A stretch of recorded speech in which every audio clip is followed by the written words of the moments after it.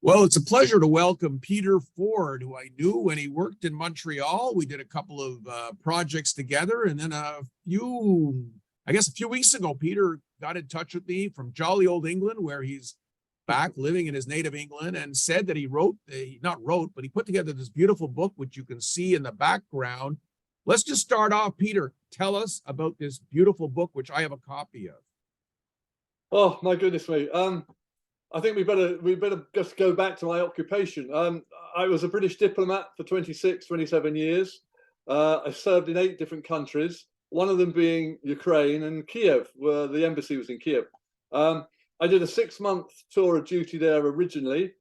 Enjoyed it tremendously. It was a summer relief to help when people were on leave. Single people were asked if they wanted to do this. I did, etc., etc. Enjoyed it. I went on to Shanghai after that. Whilst I was in Shanghai, I met this wonderful young lady, beautiful lady. And then I got the posting back to Kyiv for 3.5 years, which was great because I really had enjoyed being in Kyiv originally. So at the time, there had been a bit of a scandal with a British MP, unusual, I know. And we had to tell our security people if we were in a relationship for more than a couple of months.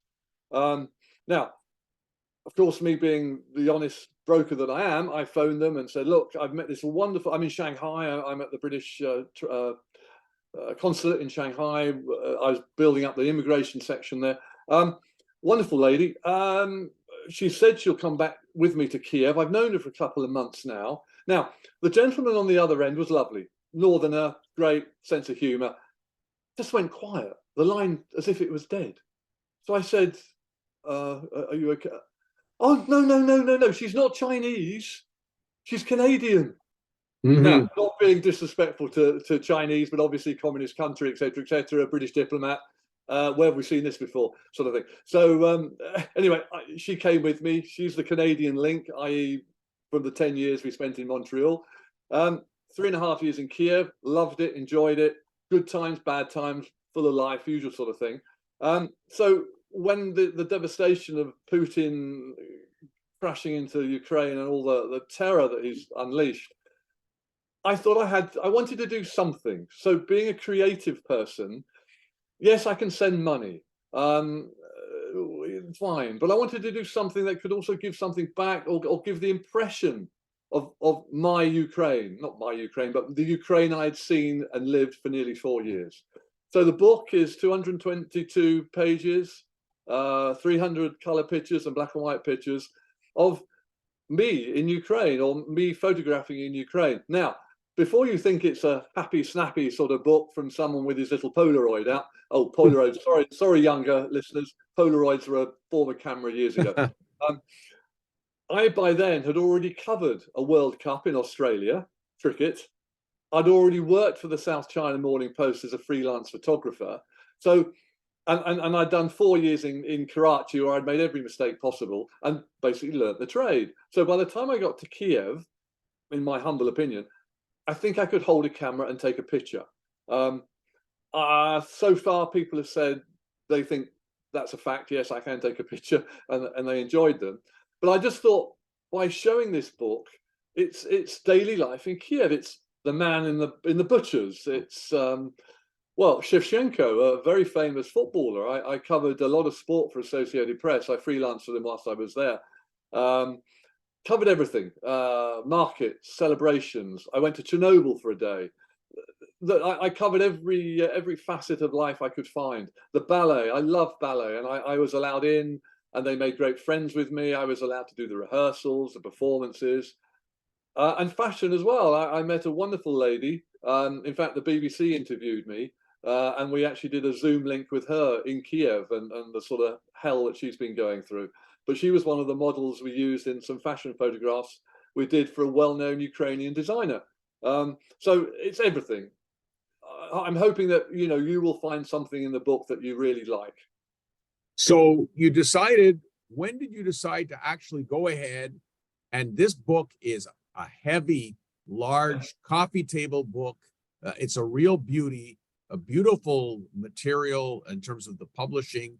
And the kind of book that I could tell you honestly, I've already gone through it at least 3 or 4 times to look at the pictures again and study them.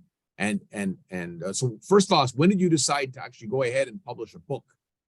My goodness, again, to your younger viewers, all the pictures you see were shot on film.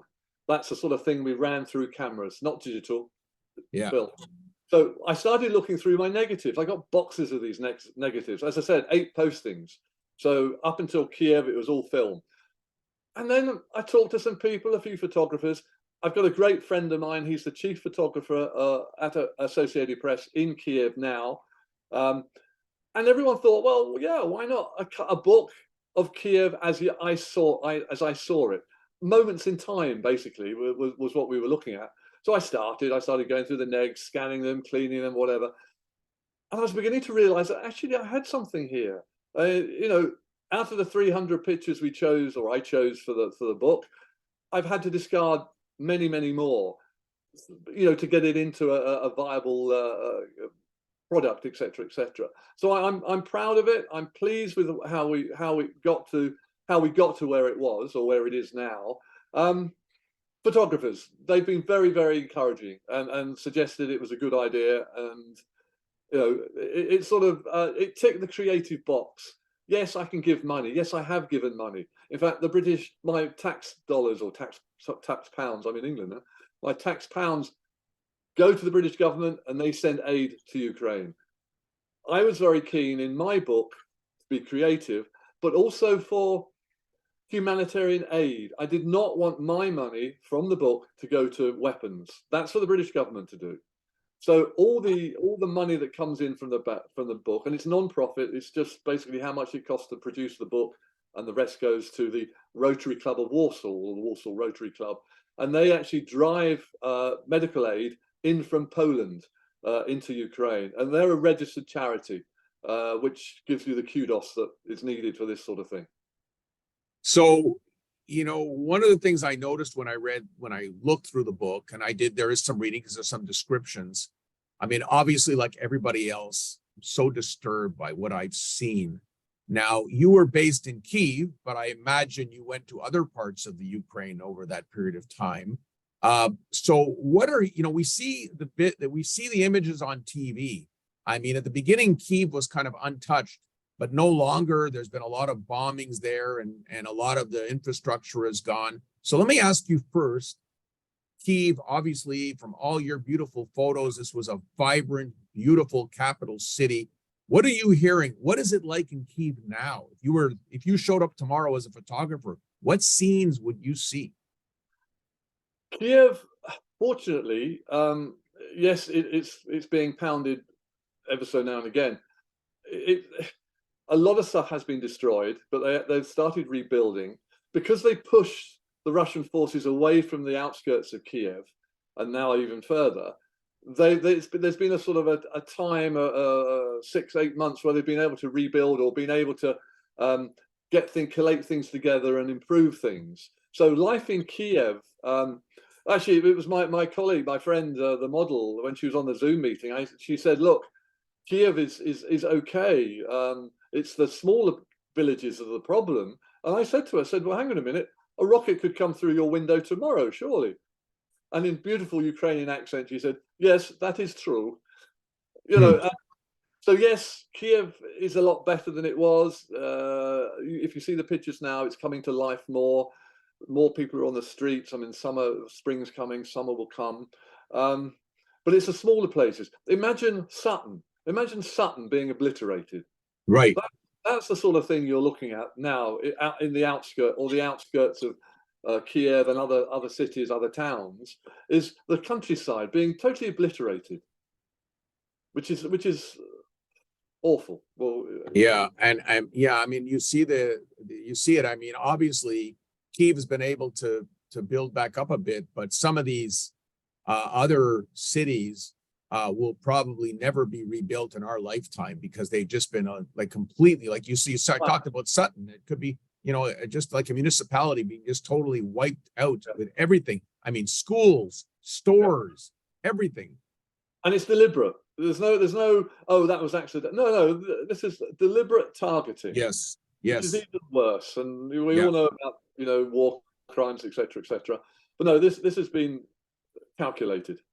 So you just shared with me the fact that a beautiful picture, which we can see over your shoulder, of the President Zelensky.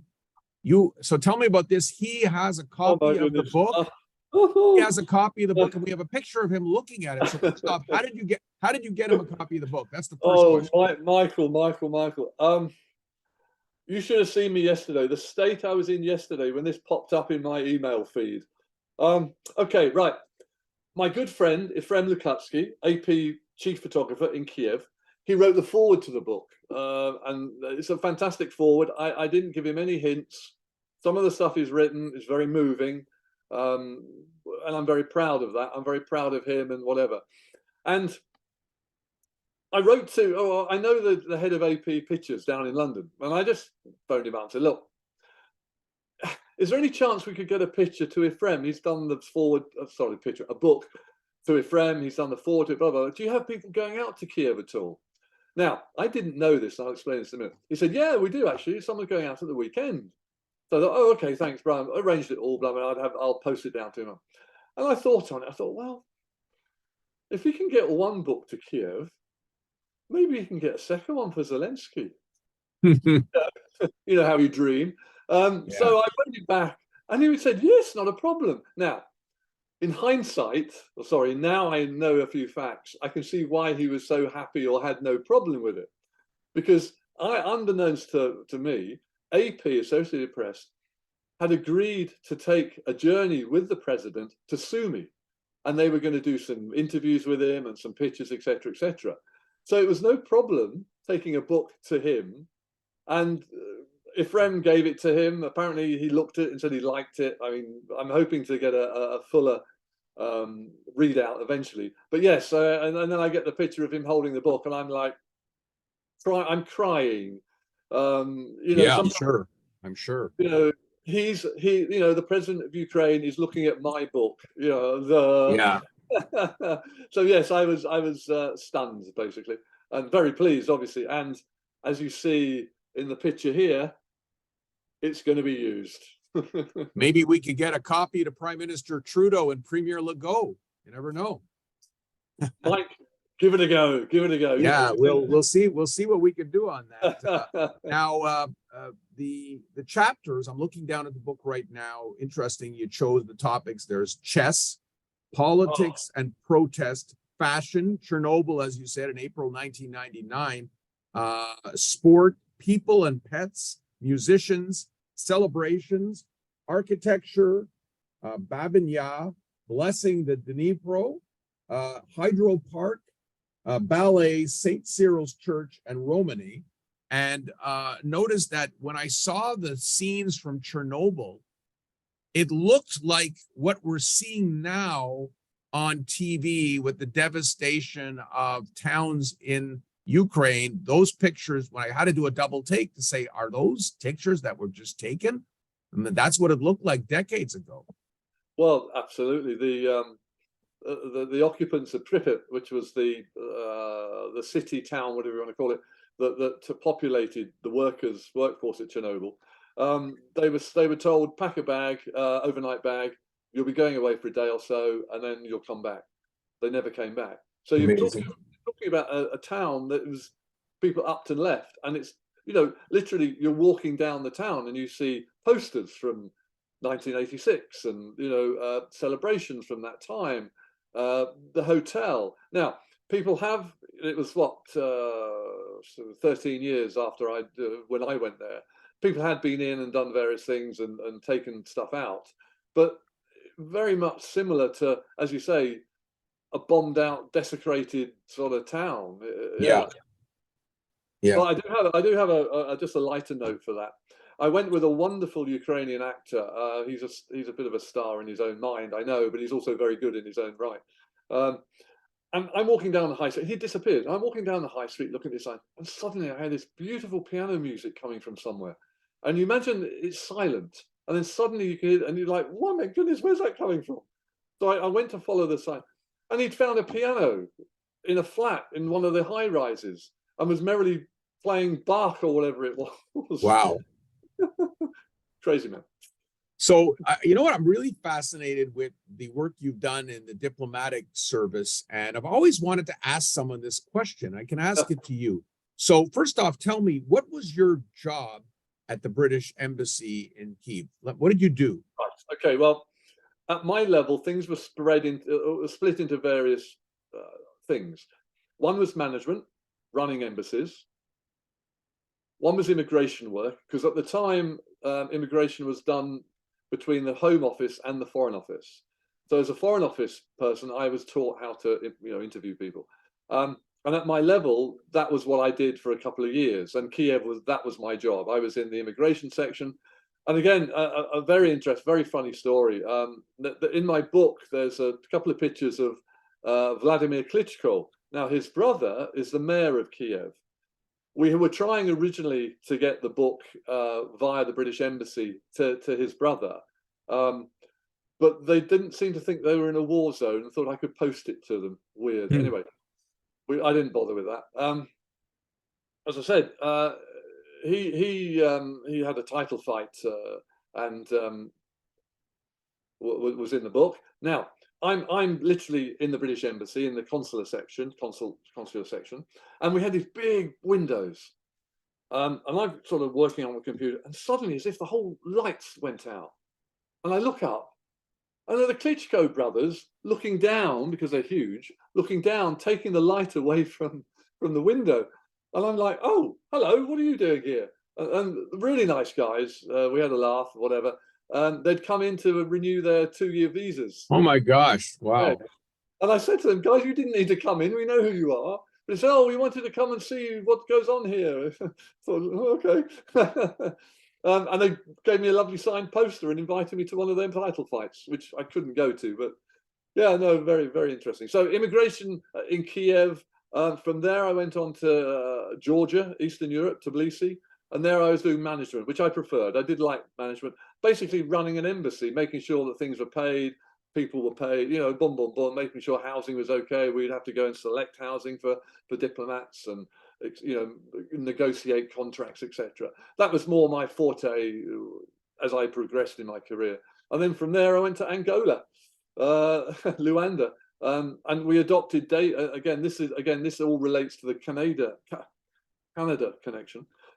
David, we adopted at 6 months or a year rather from Tbilisi. Really? Yep. And we found that my wife being Canadian, we found the wonderful school, the Montreal Oral School for the Deaf. Now, David had been in the UK for a couple of years and was under our system of looking after children, because he was deaf. Profoundly deaf in one ear, severe to profound in the other. So he needed special schooling. And we'd heard of the Montreal Oral School for the Deaf. And my wife has got many relatives in the UK. I have my brother and sister here, but we're not, we don't live in each other's pockets, sort of thing. My parents had died. So we decided we'd go off to Canada so because, I applied, got the visa, the long stay thing. I can't remember what it's called, a special thing. And David was educated or came under the Montreal Oral School for the Deaf. Best decision we ever made. Lovely lady in charge of it, Martha Peruse. She came to me, or came to both of us, myself and my wife, and said, look, David is eligible for a cochlear implant under a scheme in Quebec. I would thoroughly recommend it. Thankfully, David had been coached by a lovely teenager who had 2 cochlear implants. So David's decision was, we left it to David, and he said, yes, I want it done. It changed his life. 2013, he had an implant. Fantastic. His speech is so good now. I mean, obviously, the Montreal Oral School for the Deaf did a tremendous job anyway, but with the implant, wow, they had something to. So it's a miracle. So you can have a conversation. He can hear. He can communicate. You talk about a game changer. Absolutely. Absolutely. And he's now at the University of Wolverhampton doing. Thanks to me. No, I can't say that. I used to coach NDG soccer, and I coached my son. all the way through the various, years, etc. And he now wants to be a football manager and a coach. So, and that's a great story. Now, I have to ask you about embassies, because we see them depicted on TV shows and movies, and I've always been fascinated. I mean, I don't even know how. I mean, they look like small little cities. How many people would be working in an embassy? It looks like they have living quarters there. I mean, they have army personnel always there. They have huge grounds. So what are we talking about? Let's say at the embassy you worked at Kyiv, how big of a facility was that? How many people worked there? Gosh, the immigration section, there are about 15 of us. That's including local staff, because we employ local staff for interpreting and other things. Yeah. At the embassy itself, I would think there's probably about 30 there as well, including local staff. Kyiv was a medium-sized embassy. It wasn't massive. It was a medium-sized. And think of a little part of England there, or a little part of the UK. You'd need your military, your defence attaché, your political people, the people that I can't mention. Yeah, they have we always know that the CIA is always attached, because we see that. I was watching Jack Ryan recently on Amazon, and they show how the CIA's got, and we know from Homeland, that series, which I loved, and we saw how the embassy was, and it just looks like what an infrastructure they have there. And how do these countries even to afford to finance embassies and consulates all over the world? I can't imagine what the cost must be. Well, let me just distance the British away from the Americans. There are only a few embassies that we have that are purpose built, and that tends to be in Washington, Bonn. I think also in Paris we have. But the other embassies are small. We rent buildings, right? From people. We don't. I think in Paris we were given Napoleon's house after Waterloo or something, and it's now the British Embassy. There's a lovely story. Right. Normally, it's just we find the place. We talk to the host government. Yes, you can have it. Bum bum bum bum, and away we go. Sometimes it's given to us, but more often than not, it's leased. Right. We go from there. We are very conscious of cost in the UK. I'm sure you're aware. There's a budget for the foreign office and development office, like there is for everything, like the military, etc. So we have to, and in fact, one of the reasons why I was so pleased to come to Canada was the fact that in 2010, let me explain. In 2008, I got the dream job, the photographer for the Foreign Office. Would you believe? So my last 2 years in the Foreign Office was as the chief photographer, running around after the Foreign Secretary, MPs, other foreign ministers, etc., etc. And we had an election, and I think it was the famous incident. Someone had written to the Treasury, or someone leaving the Treasury had left a note on the desk saying, "There's no money left. Bye bye," and this hit the headlines at the time, but there was a reality to it, because it's the first time the Foreign Office had to look at losing 10% of its staff. And of course, they don't sack people in the Foreign Office. Well, they do, I'm sure they do. But the first thing they do is they just reduce the retirement age. So they reduce the retirement age from 55 to 50. Wow. And I was literally about to resign and come to Canada when I got it. Out of 300 people who applied, I was one of the 180, I think, that got it. They just wanted to get rid of me by then, I'm sure. So I've been on a pension since 2010, which 27 years in the Foreign Office is not the best pension of all, but it's livable. And when we came to Canada, I started doing photography, as you know, and started a nice little business shooting all sorts of different things. So it worked out for us, it worked out extremely well, retirement at 50. Amazing. So let me ask you this, one of my final questions, that do you ever foresee yourself going back to Kyiv in your life? I would love to. I would love to. I don't think my wife would like me to, because of David, and I'm sure if people understand, once you get kids, your center of gravity gravitates to them. Everything is reliant on what they do. Right. Yes, I would love to go back. I certainly want to see Efrem Lukatsky, the gentleman who got the book to Zelensky, and my friend. In fact, I flew him out to do our wedding from Kyiv. So I really would like to see him, share a vodka or three. And yes, is the answer to that. So I'm going to donate the book you sent me because I've already read it 3 times, and by the time I continue sharing it with some people, I'll probably read it a dozen times, look through it, to the Cote-Saint-Luc, the Eleanor London Cote-Saint-Luc Public Library. I'm sure other libraries would be interested in this book. And tell us how else people can get copies of this limited edition book, Peter. Well, let me just quickly explain that out of the 150 we had printed, 100 have gone within 3-4 weeks, which is incredible. So there is a new print run starting soon. I have been talking to a bookstore in Montreal about holding the book. That's going ahead. The other way of getting it is either through Amazon or the book depository. However, be careful. The book depository, I don't know how they run their business, but they initially had the book on sale, free worldwide shipping for 62 Canadian. And a lot of my friends have got it at that price. And then it suddenly jumped to 75 Canadian. No hint of why or whatever. Now, it's currently back at $62 Canadian. Right. So I would suggest anyone who's particularly interested to search it there. But if they want to look on my website, there will be a page, or there is a page coming up devoted to the book. There will be instructions on how to get it and further details on the bookstore that may be taking the book. So give us your website address again, please. It's www.photography.com. I do apologize for the pun. Photography, photography, my surname. Okay, terrific. Well, it was a pleasure speaking to you. I know people are going to love the book. It was good catching up. I want to wish you the best of luck.